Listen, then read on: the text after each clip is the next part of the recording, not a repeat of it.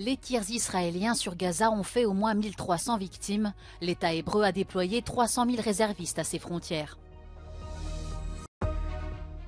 La tension grandit à la frontière entre Israël et le Liban. De nombreux habitants des deux côtés quittent leur maison par crainte de nouvelles frappes. L'Union européenne a les yeux rivés sur les élections législatives polonaises qui auront lieu dimanche et qui détermineront l'approche politique de Varsovie à l'égard du projet commun.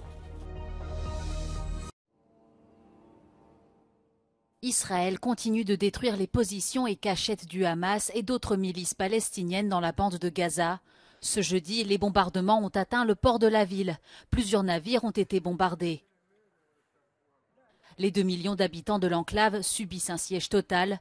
Le bilan humain a dépassé les 1300 victimes selon les autorités.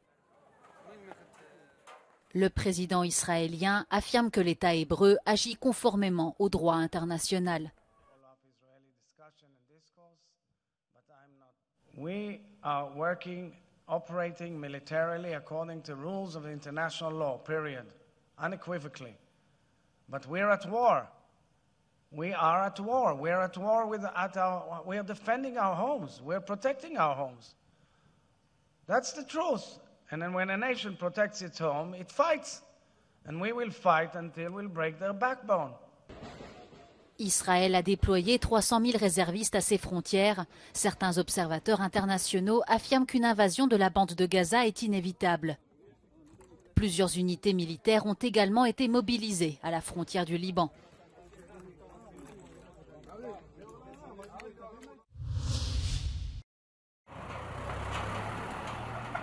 Les bombardements incessants et le siège total de la bande de Gaza ont ajouté une nouvelle dimension à la dureté de la vie des Gazaouis. Depuis lundi, l'enclave palestinienne où résident plus de 2 millions d'habitants est privée d'eau courante, d'électricité, de carburant et d'alimentation. Malgré tout, la vie continue au milieu des décombres et des longues files d'attente.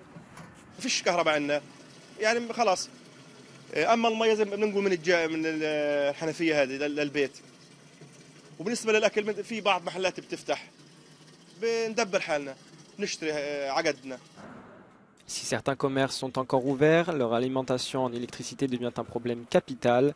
Les réserves de carburant s'amenuisent, la priorité étant donnée aux hôpitaux et aux centres médicaux. Obtenir une simple miche de pain est devenu une véritable épreuve pour les Gazaouis.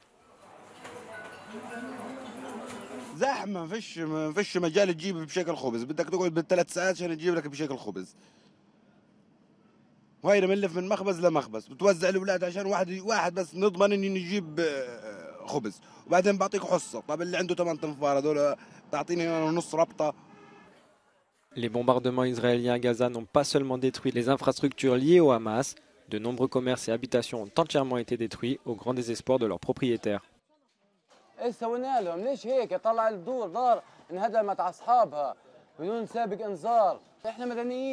ليش هيك بصير فينا احنا كل ما بنبني حالنا في غزه بيودوا لنا اياه ايش بنعمل احنا ايش بنسوي احنا نفسنا يكون لنا زينا زي اي دوله ثانيه يكون لنا محلات شغل نسافر نطلع ننزل مش نصحى من سنه لسنه على حرب نتوقع كل يوم دمار يعني ايش ذنبنا.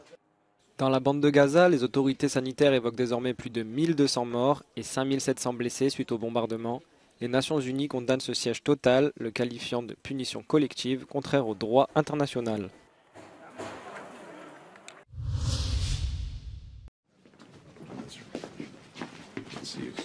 5 jours seulement après qu'Israël ait subi l'attaque terroriste la plus importante de son histoire, Anthony Blinken était à Tel Aviv comme témoin de la solidarité des États-Unis envers l'État hébreu. Si Benjamin Netanyahou promet d'écraser le Hamas, les États-Unis ont quant à eux appelé à une réponse proportionnée.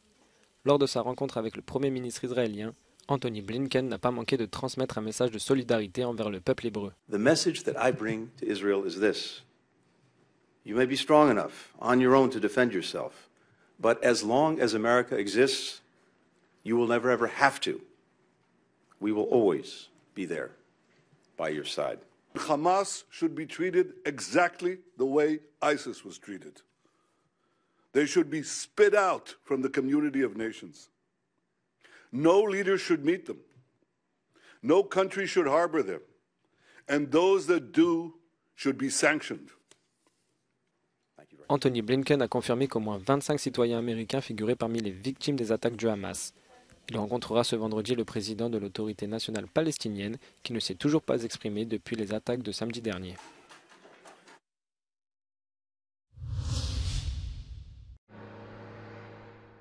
Des troupes de maintien de la paix des Nations Unies et des soldats de l'armée libanaise patrouillent le long de la frontière israélienne. Ici, la tension est à son comble. Depuis l'attaque du Hamas sur l'État hébreu, de nombreux habitants craignent que le sud du Liban s'embrase à son tour. Lors des derniers affrontements en 2006, plus de 1000 civils sont morts dans la région. يمكن هلا صاحب هيدا البيت نزح يمكن على البستان او لتحت عصر مش عارف بس المعركه اللي امبارح صارت يعني مش طبيعيه هي محل نهار التنين يعني 3 ساعات قصف صاروخي قصف بالمدفعيه بالهاون حتى كان في اشتباكات بإطلاق رصاص نار يعني الله اعلم كانت الاشتباكات العمليه كانت من هون. De l'autre côté de la frontière, de nombreux civils israéliens ont fui eux aussi. La plupart d'entre eux se souviennent des grands affrontements entre Tel Aviv et le Hezbollah il y a 17 ans. What do you think what happened here in the north in Metula? Here, I know that in case of actual war with Lebanon or with Hezbollah, we'll have to leave immediately. I hope it doesn't come to that. Le risque que la guerre s'étende au-delà de la bande de Gaza augmente.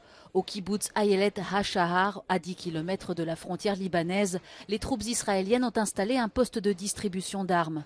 Toute personne possédant un permis peut obtenir des armes, des munitions ou même une formation.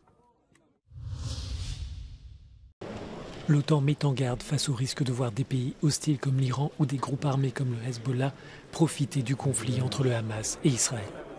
La situation au Proche-Orient était à l'ordre du jour de la réunion mercredi et jeudi à Bruxelles des ministres de la Défense de l'Alliance. Les alliés ne sont pas directement impliqués, mais les États-Unis ont tout de même renforcé leur présence militaire dans la région. Le ministre israélien de la Défense a participé en visioconférence à cette rencontre. L'OTAN appelle l'État hébreu à réagir de façon proportionnée à cette attaque. We saw a shocking video, and of course the reports are shocking, and that's also the reason why allies have so strongly condemned these horrific terrorist attacks against civilians in Israel and against Israel.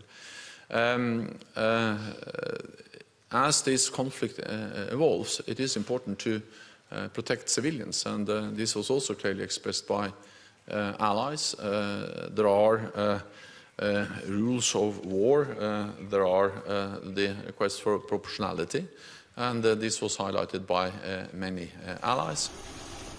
L'OTAN suit également de près le récent incident sur le gazoduc sous-marin qui relie la Finlande et l'Estonie.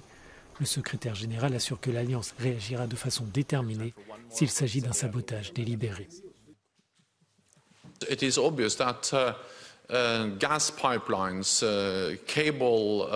power cables, internet cables, these types of undersea infrastructure are of critical importance for our societies. So this has been an issue which has been high on the NATO agenda, part of our efforts related to resilience for many years, and many things have been done to protect this critical infrastructure. La présence surprise mercredi du président ukrainien Volodymyr Zelensky a porté ses fruits. Les États-Unis ont annoncé une aide militaire de 200 millions de dollars. Le groupe de contact pour la défense de l'Ukraine a promis plus de 100 millions d'euros et l'Allemagne a considérablement renforcé son soutien.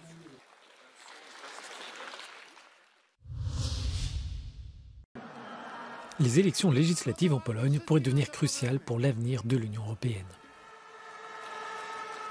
Deux partis sont en tête des sondages, la formation ultranationaliste Droit et Justice, actuellement au pouvoir, et la plateforme civique pro-européenne de droite. Mais selon les enquêtes, aucun des deux groupes ne semble en position de diriger seul. Au Parlement européen, les députés reconnaissent l'importance du scrutin, mais chacun espère une issue différente. La Polonia ha acquisito in quest'ultimo anno e mezzo un ruolo ancora più importante per la sua fortissima opposizione alle politiche espansioniste di Putin in Ucraina, e quindi una conferma della maggioranza di governo andrebbe in continuità con questa scelta e sarebbe certamente un fattore di stabilità per la postura geopolitica dell'Unione Europea nel suo complesso.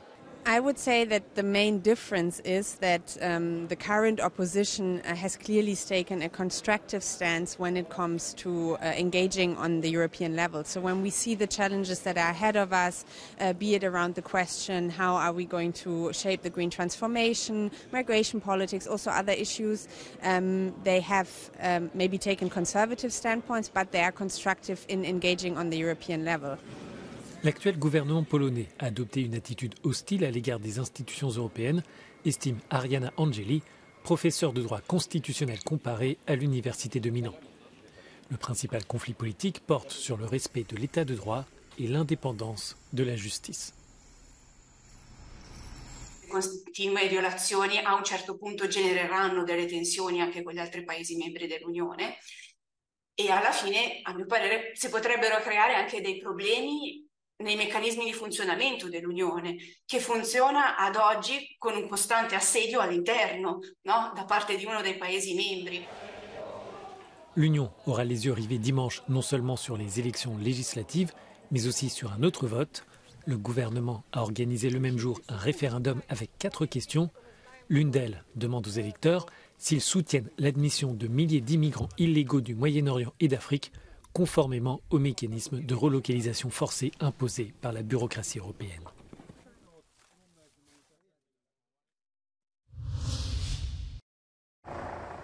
Un rêve européen qui s'est terminé en tragédie. En Hongrie, 2 personnes sont mortes et plusieurs ont été blessées dans l'accident d'un véhicule transportant des migrants.